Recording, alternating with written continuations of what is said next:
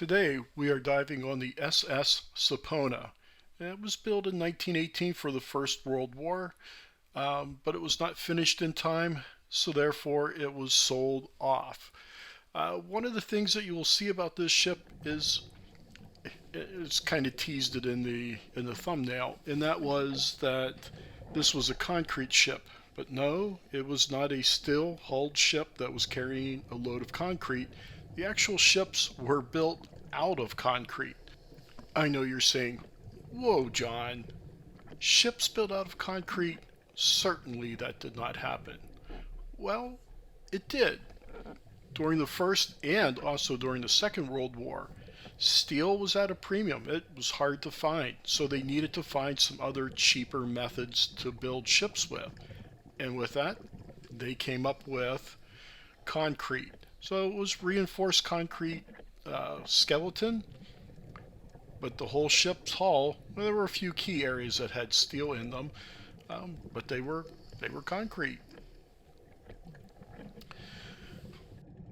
When the war was over, now steel was not quite being requisitioned for the war effort, and really no one wanted a concrete ship, or at least the Navy didn't want the concrete ship, so they sold them off. And this ship was first sold to Carl Fisher, which used it as a casino and then as oil storage. Just as more of an aside for me, but Carl Fisher was one of the original investors in the Indianapolis Motor Speedway. So he had it for a while and then sold it in 1924 to Bruce Bethel. Now, he used it as a warehouse for booze during the Prohibition. Now, there's a lot of stories going out that it was used as a nightclub and there were all kinds of parties and stuff going on there. And the Navy came to basically shoot the ship up so that they could stop that. But those were all rumors. But one of the things that happened was during a storm, it basically broke free of its mooring and ran aground in 1926, and then pretty much sat abandoned after that. But in the lead up to and during the Second World War, the U.S. Army Air Corps started using this as target practice. It was a nice ship sitting out not too far away from the Miami area. So I think it was only like 50 or 60 miles from the coast. So they would fly out, shoot it up, and go back. In fact, there's a famous flight, Flight 19. Now, they came out, they did their bombing run on this ship. They went out, hit some nearby shoals, and then turned back and got lost. That is why they became famous. Everyone says that they flew into the Bermuda Triangle, and, well, that's why they disappeared. In fact, if you watched Close Encounters of the Third Kind, it was the Flight 19 crew coming back. Maybe that explains it. When you take a look at the ship, you can actually see holes in from the shooting.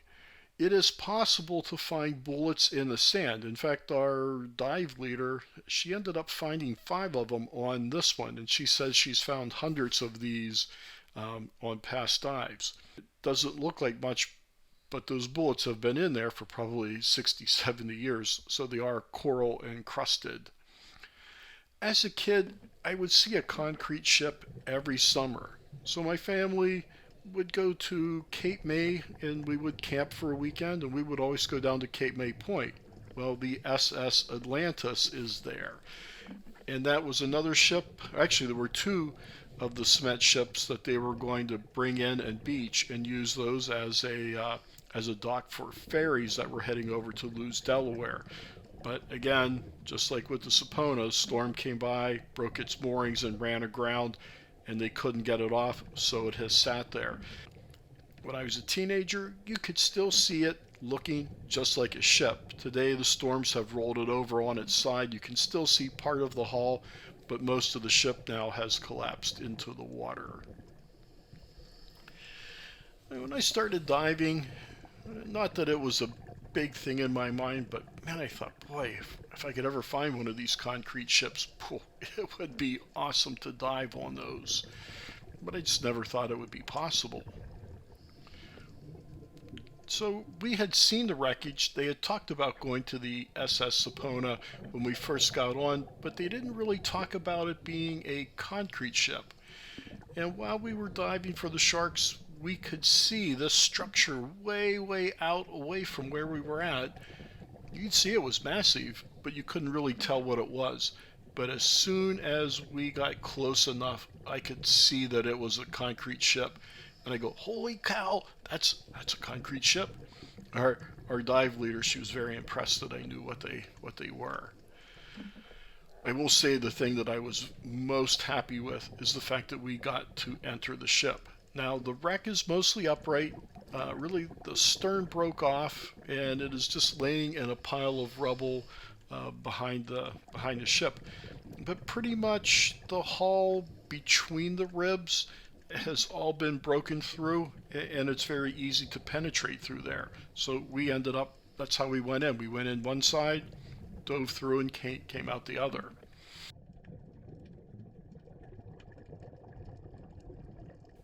Stay tuned. There will be 2 more dive videos. There were some stingrays on the other side, and we'll do an exterior view of the ship.